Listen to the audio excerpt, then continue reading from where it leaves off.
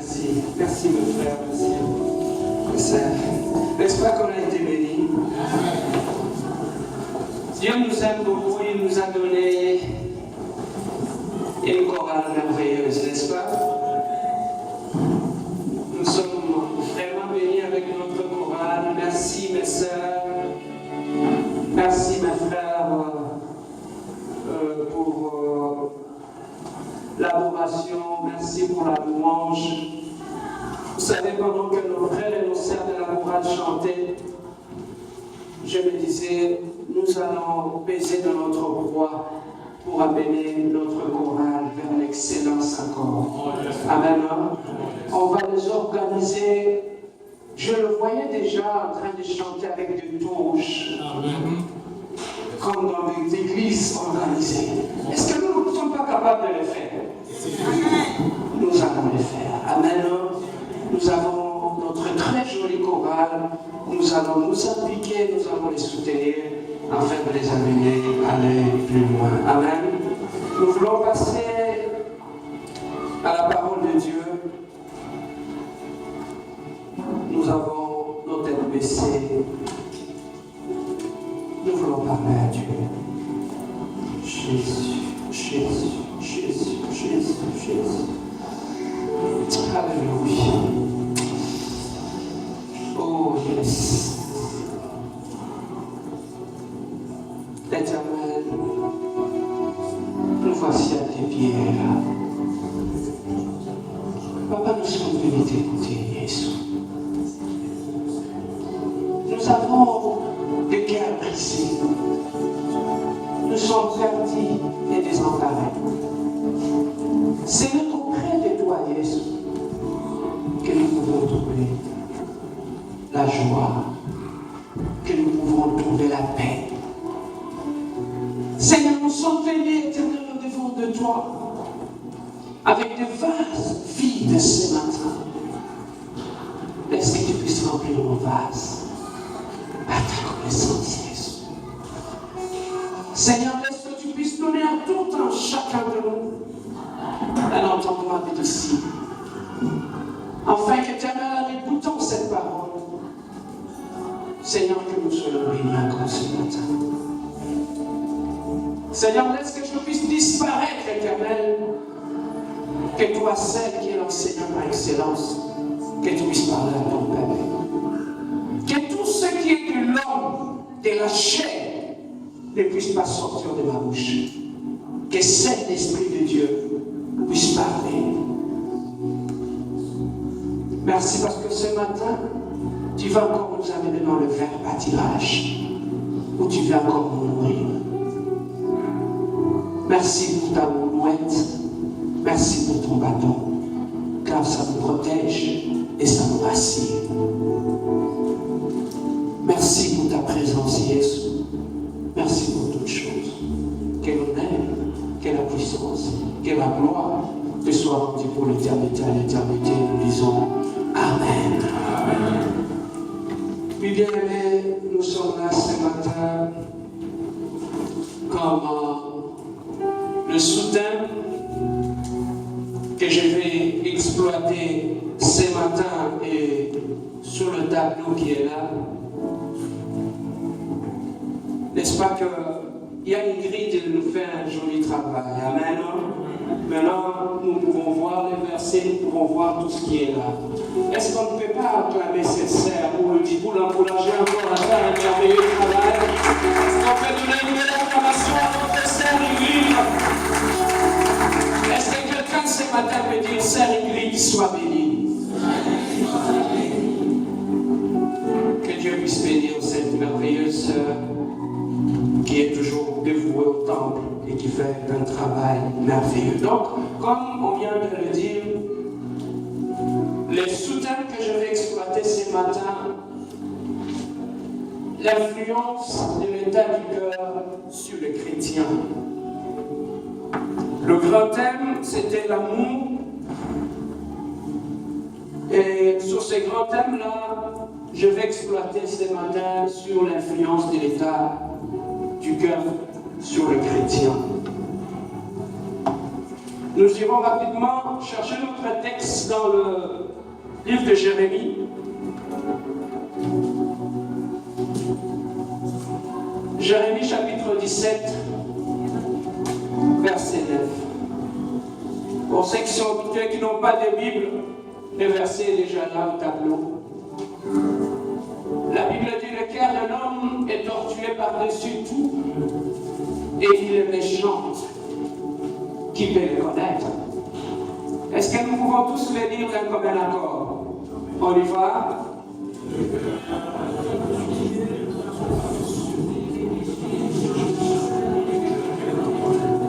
Qui peut le connaître? Amen. Tu as amené, est-ce que tu as amené ta Bible? Tu peux ajouter ta Bible? Tu as amené ta Bible?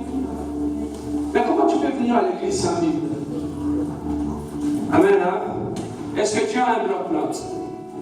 Montre-moi ton bloc-notes, là où tu écris les enseignements, pas la Bible. Comment tu vas essayer de l'enseigner? Vous avez la bloc-notes. Amen. Que Dieu puisse bénir ceux qui ont des notes. Est-ce qu'on peut donner une belle acclamation à ceux qui ont des bloc-notes et qui écrivent les enseignements? Pourquoi je dis cela? Bien-aimé, Dieu nous prépare toujours par rapport à là où il veut nous amener. Alors, si tu ne prends pas note de ce que Dieu te dit aujourd'hui, lorsque ce que Dieu a prévu pour toi viendra, tu ne le sauras même pas, parce que tu n'as pas pris note. Amen. Apprenons à prendre note. Pourquoi nous prenons aussi note? Je vais vous dire un grand secret. Tu ne peux pas être un bon prédicateur si tu n'es pas un bon auditeur. Avant d'être un bon prédicateur, il faut être un bon auditeur. Celui qui peut écouter un prédicateur, prendre note et reproduire la prédication. Si tu ne sais pas être un bon auditeur, il te sera très difficile d'être un bon prédicateur. Les grandes choses dans la vie, ça ne s'écrit pas. Ça ne s'improvise pas. Un bon prédicateur, ça ne s'écrit pas. Apprends à prendre note. Apprends à reproduire. Tu seras un bon prédicateur. Amen. Bien-aimé, le grand thème ou le sous-thème que je vais exploiter ce matin s'intitule l'influence du cœur de l'homme sur les chrétiens. Lorsque nous rentrons dans la parole de Dieu, depuis Genèse, lorsque Dieu avait commencé à créer l'être humain, il a dit une chose: créons l'homme à notre image et à notre deux choses. Créons l'homme à notre et à notre ressemblance. Retiens cela. Image et ressemblance. Des choses. Bien-aimé, après avoir créé cette carapace qui est la chair, la Bible nous dit Dieu avait soufflé dans cette carapace, dans cette enveloppe. En soufflant dans cette enveloppe, il a pris le souffle qui venait de lui. Et il avait mis ça dans cette enveloppe. Et qui a eu comme conséquence, l'homme est devenu un être vivant, qui était créé à la ressemblance de Dieu. Maintenant, écoutez ceci. Si Dieu est esprit, lorsqu'il dit qu'il avait créé l'homme à son image et à sa ressemblance, à quoi ressemblons-nous à Dieu? Ce n'est pas par rapport à notre physique, c'est par rapport à l'esprit de Dieu qui est en nous. Amen. Amen. Est-ce que je peux avancer? C'est l'esprit de Dieu qui est en nous, qui ressemble à notre Dieu. Ainsi, dans l'être humain est tripartite. Il y a l'esprit, il y a l'âme et il y a le corps. L'esprit qui est en toi, c'est l'esprit de Dieu. Au-delà de cet esprit-là, il y a l'âme. Et tout cela se retrouve dans l'enveloppe qui est la chair. Alors, lorsque Dieu dit qu'il nous a créés à notre image, il y a l'âme, l'esprit et le corps. Qu'est-ce qui ressemble à Dieu? C'est l'esprit. Voilà pourquoi l'esprit qui est en toi t'aide à entrer en contact avec un Dieu qui est esprit. La chair n'entre pas en contact avec Dieu, parce que Dieu est esprit. Ce qui est de l'être humain, entrer en contact avec Dieu, c'est un esprit. C'est ton esprit qui entre en contact avec Dieu. Et au-delà de cela, dans l'âme, c'est le siège des sentiments et des émotions. La colère, la joie, la paix, ça ne se trouve pas au niveau spirituel de l'homme, mais ça se trouve dans l'âme de l'homme. Alors, après avoir créé Adam et Ève, après avoir soufflé dans Adam et Ève, Dieu venait, la Bible nous dit, chaque soir, visiter l'homme et la femme, ils se parlaient, il y avait un contact. Mais après cela, la Bible nous dit, lorsque Dieu avait placé son esprit dans l'homme, qu'est-ce qui était arrivé? Automatiquement, Dieu avait couvert l'homme de sa gloire. L'homme était couvert de gloire. Il y avait l'esprit de Dieu dans l'homme, il y avait aussi la gloire de Dieu qui couvrait l'homme. Donc l'homme, quand il marchait à l'image de Dieu et à la ressemblance de Dieu, comme Dieu est esprit, donc Dieu, il est couvert par sa gloire. Donc l'être humain qu'il avait créé, il avait placé son esprit et il avait aussi placé sa gloire dans l'être humain. Donc l'être humain, lorsqu'il marchait, il ne marchait pas seul, il avait l'esprit de Dieu en lui et il marchait aussi avec la gloire de Dieu sur lui. Jusqu'à ce que l'ennemi est venu et il a proposé à la femme. Avant même de proposer à la femme, il a vu que l'homme était seul, il était triste. Dieu lui-même, il a dit, il n'est pas bon que l'homme soit seul. Il faudrait que je puisse lui créer Ève.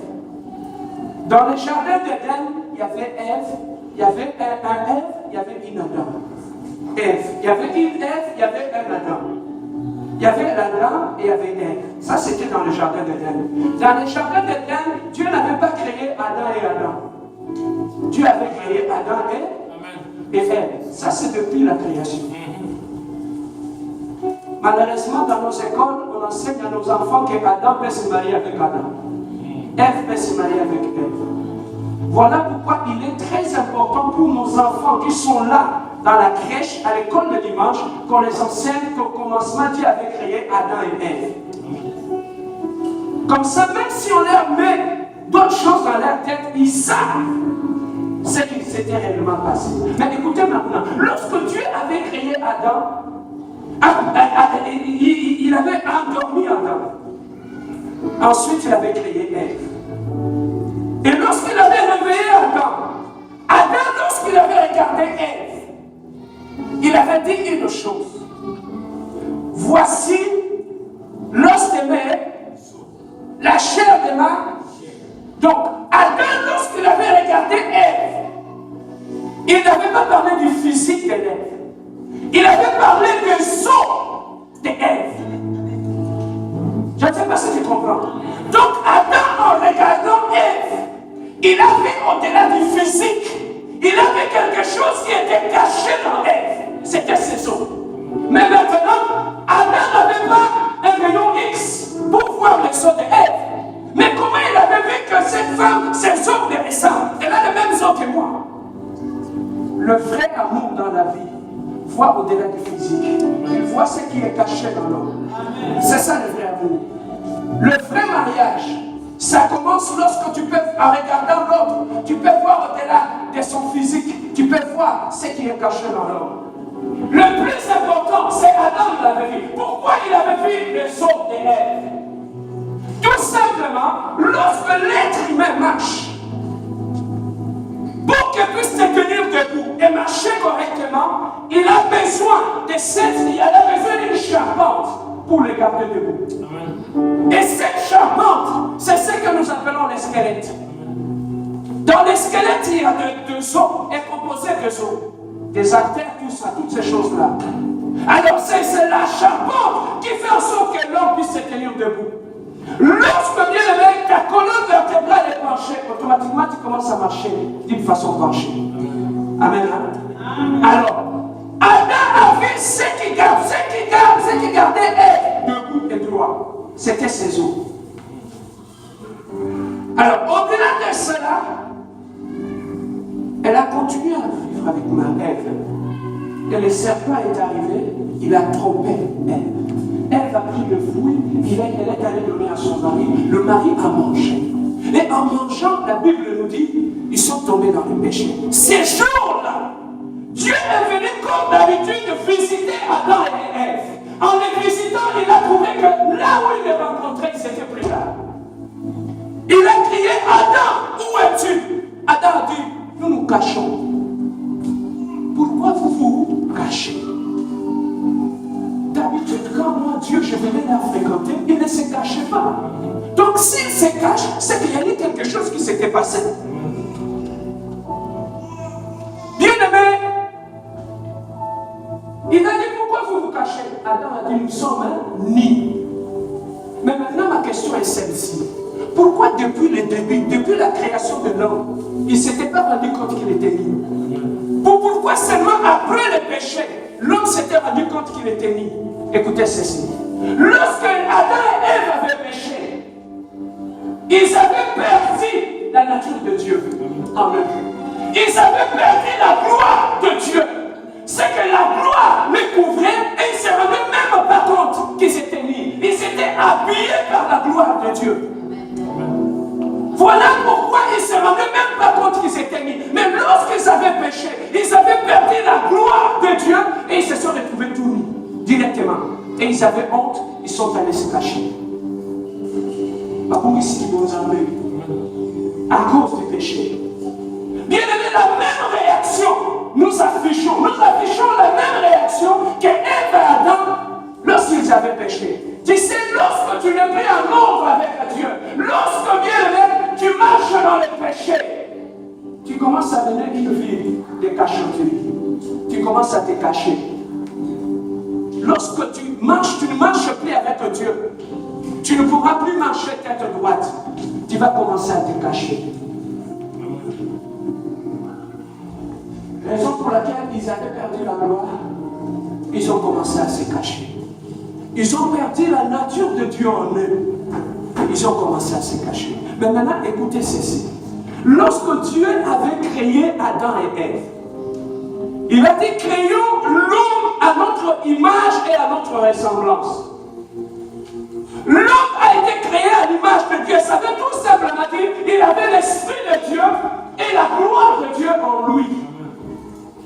Créons l'homme à notre ressemblance. La ressemblance de Dieu, ça veut dire que le Dieu qui les avait créés, c'était un Dieu d'amour.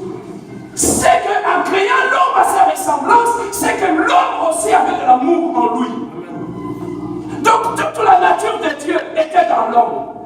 Dieu était un Dieu d'amour. L'homme, il avait l'amour en lui. Dieu était un Dieu qui pardonne. L'homme aussi pardonnait.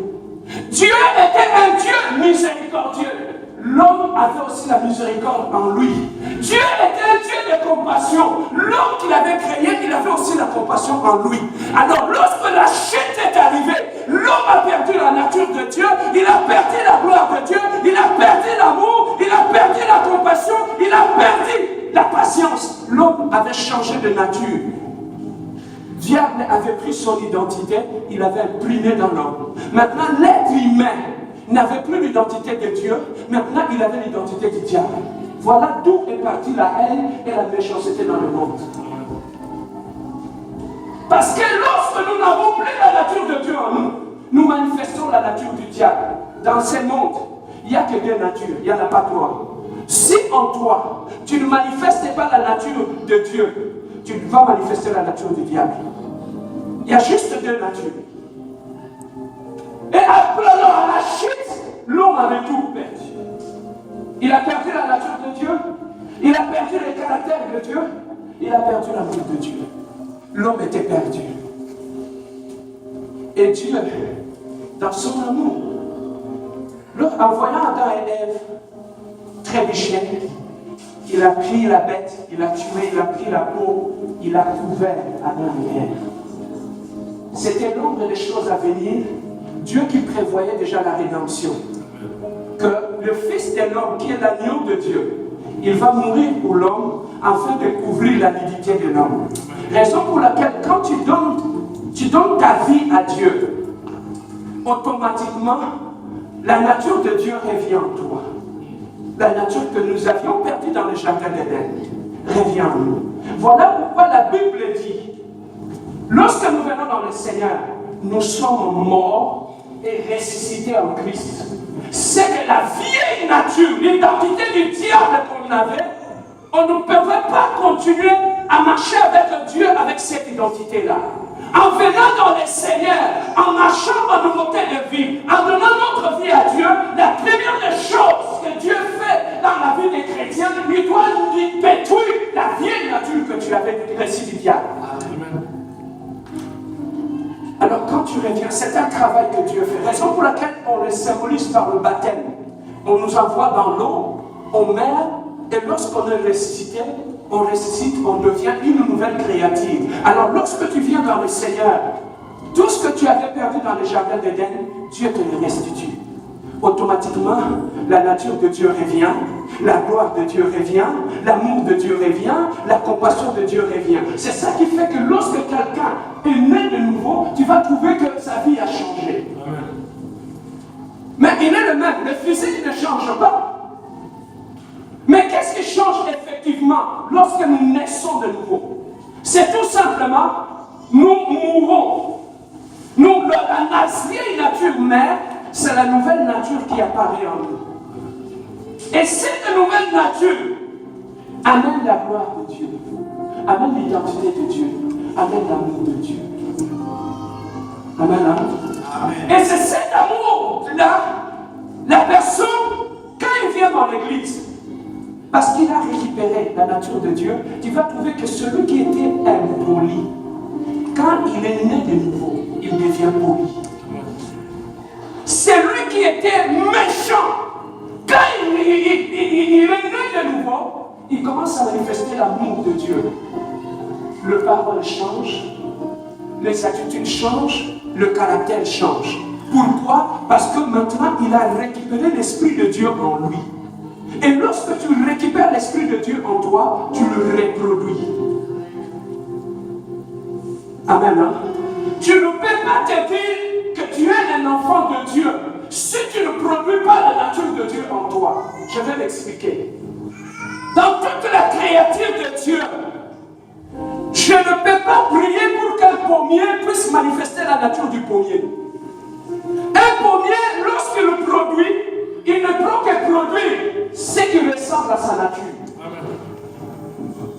Un chat, lorsqu'il se reproduit, il ne peut pas reproduire un chien. Parce qu'il ne produit que sa nature. Alors, si toi et moi nous disons que nous sommes des enfants de Dieu, quelle est la nature que nous produisons, nous? Hein? Comme moi, je suis ici. Si ma femme met au monde un enfant chinois,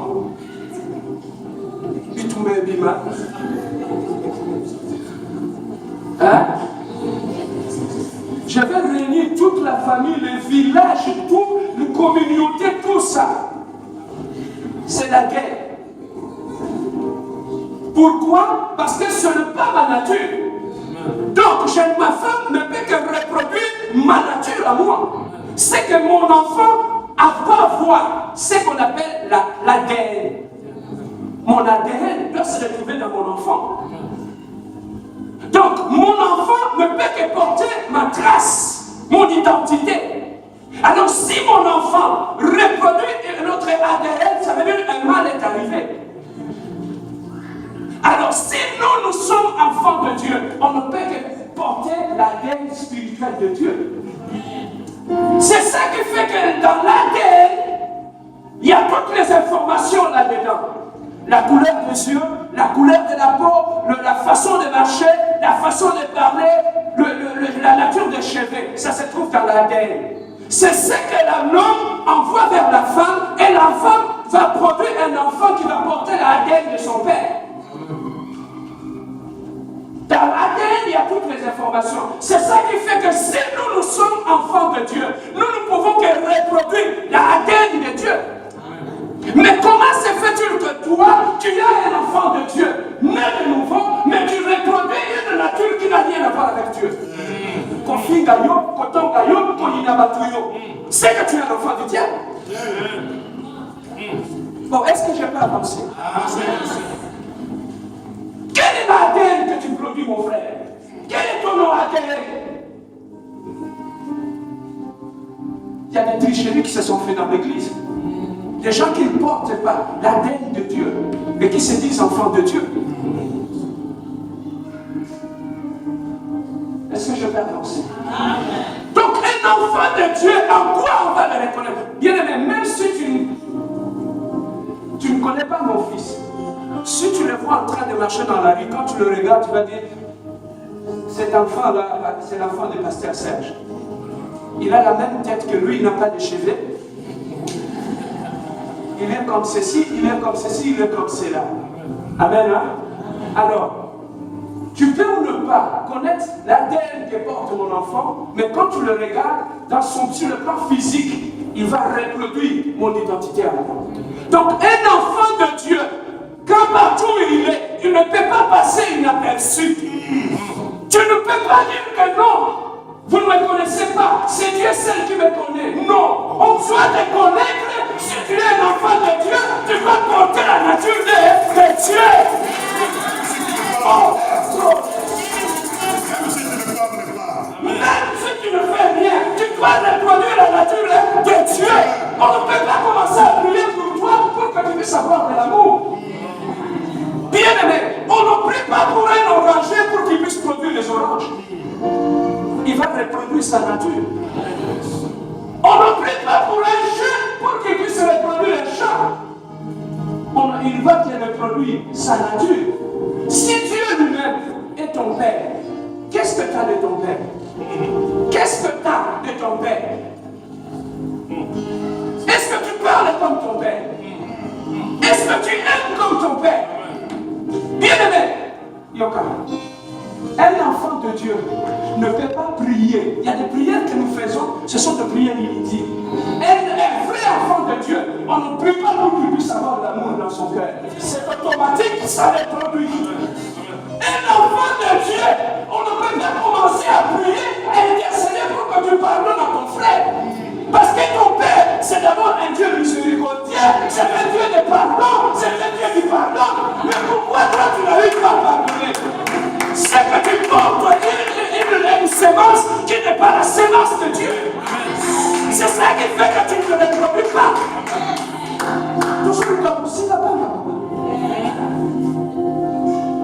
Tu ne peux que reproduire la nature de ton Père. Ton Père et moi, pourquoi toi tu es chez moi? Hein? Est-ce que je peux avancer? Voilà pourquoi j'aime l'église Bénédicte. Parce qu'ici, on nous amène dans le vrai bâtiment. Bien aimé, tu vois là où tu es nourri comme ça, laissez-moi te dire une chose. Là où tu as cette nourriture-là, c'est là que le diable va te combattre. Le diable fera tout pour te sortir de cette église afin que tu n'écoutes plus ces messages. Le diable va permettre que tu puisses voir tes défauts, tes failles dans l'église pour que tu sortes d'ici, pour que tu ne sois plus exposé à cette parole. Là où il y a ta bénédiction, c'est là que sera ton combat. Si tu es dans une église que Dieu a prévu, Dieu n'a pas prévu que tu seras béni dans cette église, tu ne seras jamais combattu. Tu ne pourras être que combattu dans une église où il y a ta bénédiction. Le diable va faire tout pour, bien aimé, détruire ta foi, pour te sortir de ton lien de bénédiction. Une bénédiction, ça ne vient pas au hasard. Une bénédiction a une adresse. Amen. Que Dieu a destiné. Papa, Marie était enceinte. Le prophète ont dit, L'enfant que Marie porte va naître à Bethléem en Judée. Bien aimé, il y a eu un recensement. Marie et Joseph marchaient. Ils traversaient des contrées, ils traversaient des villages. Ils ne savaient pas. Mais lorsque le pied de Marie ont atterri dans Bethléem et en Judée, sans effort, Marie a commencé à sentir des contractions. Elle a commencé à sentir des contractions. C'est que la semence qui était en elle avait le lieu de l'accomplissement de la promesse. Il a commencé à s'agiter. Bien-aimé, ta bénédiction a un endroit où il va sortir. Voilà pourquoi le diable va t'empêcher d'écouter le pasteur Serge, d'écouter Papa Boni, d'écouter tous ces prédicateurs ici. Il va faire tout son mieux pour te sortir de cette église. Mais pour te sortir de cette église, il va susciter même de Ramassis. De Ramassis, c'est un peuple qu'Israël avait rencontré au désert. Dieu avait promis à Israël, vous irez à Canaan. Mais sur le chemin vers Canaan, ils ont rencontré un peuple. Ce peuple ne connaissait pas Dieu d'Israël. Ce peuple ne savait pas les promesses que Dieu avait données au peuple d'Israël. Mais lorsque la manne tombait, ce peuple mangeait la manne. Mais tu sais qu'est-ce que ce peuple faisait? Il poussait Israël à se révéler contre Dieu, afin qu'il ne puisse pas atteindre Canaan. Même dans l'église, nous avons le Ramassis. Des gens qui viennent à l'église, qui ne connaissent pas ton Dieu, mais ils seront toujours là pour te pousser à sortir de cette église. Un Ramassis, s'il est dans l'église, il ne voit que ce qui ne marche pas. Un Ramassis, quand il est à l'église, il ne voit que les désordres. Un Ramassis, quand il est à l'église, il ne voit que les choses qui ne marchent pas. Son objectif, c'est de bousculer et de te sortir là où est le lieu de ta bénédiction. Un Ramassis, quand il prend son téléphone, il t'appelle. Il va commencer à te parler de choses qui ne vont pas dans l'église. L'objectif, c'est d'affaiblir. Le Ramassis, ce sont des gens, ils affaiblissent des gens. Ils poussent les gens à quitter l'église, mais eux-mêmes ne quittent pas l'église. Le Ramassis, dans leur nature, quand ils entrent dans l'église, ils vont aller chercher à se mettre autour du pasteur pour commencer à influencer le pasteur avec les mauvaises paroles, à influencer le pasteur, parce qu'ils veulent prendre le contrôle de l'église. Un Ramassis ne s'attaque qu'aux gens qui travaillent dans l'église. Cette sœur-là est méchante bien. Un Ramassis, pasteur, cette sœur-là, je trouve qu'elle est impudique. Ramassis. On en a. De Ramassis, ils peuvent être sur ton chemin. Tu peux être béni. Tu entres dans ton mariage. Combien de femmes, ils ont perdu leur mariage parce qu'ils ont eu le temps d'écouter le Ramassis. Tu entres dans ton mariage. La femme que tu écoutes, c'est une Ramassis. Elle est venue pour te déloger de ton mariage. Et là, il va commencer à te dire, tu ne sais pas ici on est au Canada, c'est le pays des femmes. Bien aimé, je vais te dire une chose. J'ai couvert le temps. Je vais te dire une chose. Tu sais,